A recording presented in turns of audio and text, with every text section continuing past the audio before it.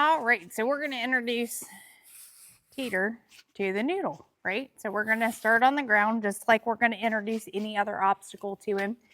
So we're going to start on the ground, just kind of just as similar as if we had a flag or anything else. So we want to keep this just focused. Kind of got hung up, but I want to go ahead and just rub him down like if we would have any foreign object. And even though Teeter is not showing us any negative reactions, he's showing us a lot of positive reactions where he's not worried about the object. So anytime we introduce something to him, we can do it on the ground. That keeps us safe. And then we can climb on. Too tall. So we can climb up here and do the same thing. So depending on my horse, depends on if I'm going to climb on with the object or not. But what we're going to go ahead and do is rub him down just like the same things we were doing on the ground with him. Just building his confidence. So we may not think that this horse has a confidence problem, but one of the big things that we want to do is make sure that we're supportive along his journey and we don't create any confidence issues. So we want everything to be very positive for him. So as we go to ask him to walk off, we can go ahead, we're going to turn in towards the object so we can kind of circle that object. We can rub him down with that object as we're moving. We want to keep him turning towards the right here. Just that way, if he gets spooked, I can think about like, oh, if he does get spooked, I can push that hip away from that object. Nice and easy. Good boy. So we'll switch sides, change directions. When we switch sides, we switch brains. So we want to do the same thing and rub him down. But again, even though Teeter doesn't show us that he has any problems with this, we want to make sure that we are focused on keeping him that way and building his confidence. So we never want to take it for granted that he has great confidence. What we want to do is continue to remind him that he has great confidence. So here's a kind of one that gets him sometimes is just when that noodle gets between his legs or hitting his legs. So all of our prep work set him up for being very successful with this. So we've roped his legs, we've kind of got him tangled up with different things, had different things hitting his legs. We've thrown ropes off of him, we've drug ropes off of him, we've drug all kinds of different things, but we want to make sure that he's good and confident with all of these things. But sometimes when we've got the noodles and stuff, just that sheer, like that he has to actually kind of run into it, it gets stuck between his legs. We want to make sure that we double check this stuff and keep him just as nice and quiet. So just if I was taking him out on a trail ride and he gets into some brush and things are rubbing against his legs, I want him to remember that he's already had all this. He should be nice and confident with it.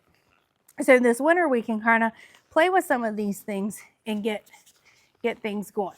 So like if I'm going to start noodle fighting off of him, he needs to be able to accept that noodle coming around his head. And maybe it'll touch him, right? So many times in noodle fights, things come in and they kind of hit our horses. So we want to practice all of that because I don't want it to ever be a surprise to him. And I want him to understand that this is just an extension of me and all is well, right? So he's doing really good. We keep turning him into the object. So now we're going to start thinking about turning him away from the object.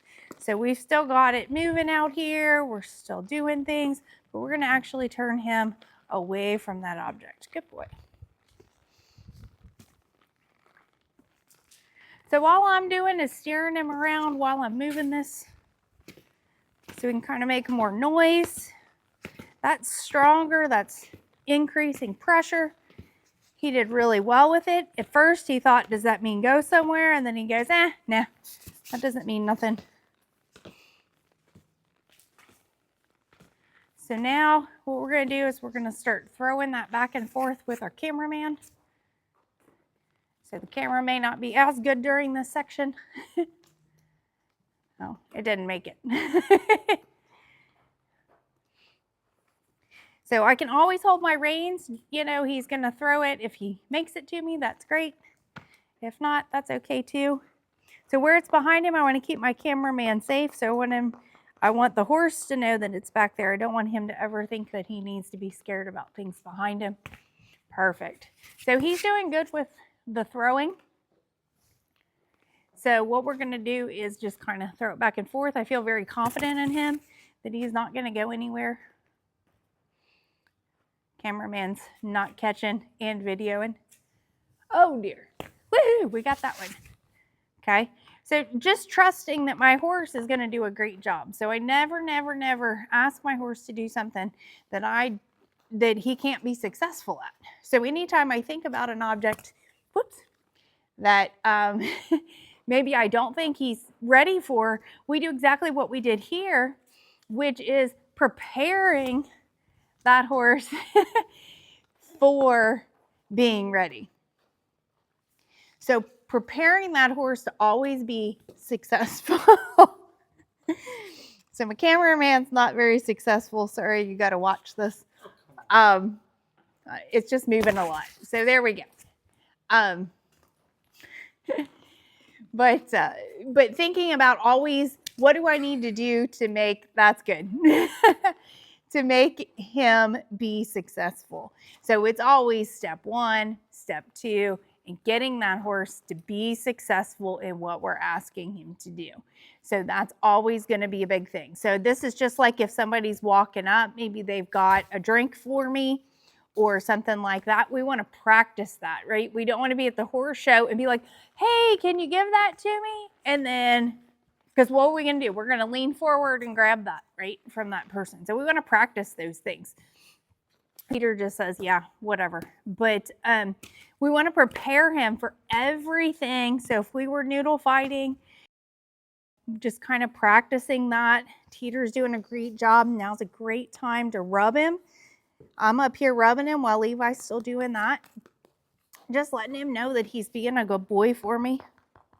So all these things are going to be super important because we want to keep Teeter as quiet as we can and confident as we can. So what we're seeing from him is just a lot of confidence that he knows we're crazy and he's going to live through whatever it is that we throw at him.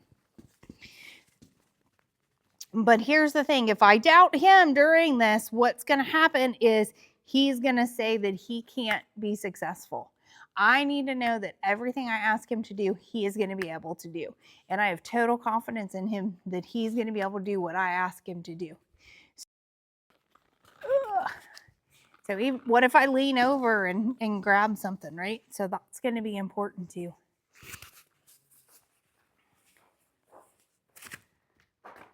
There you go. All right, well, we're going to get on with our session. Just kind of wanted to jump in and show you kind of some of the stuff we're working on and how to keep him in his confident state.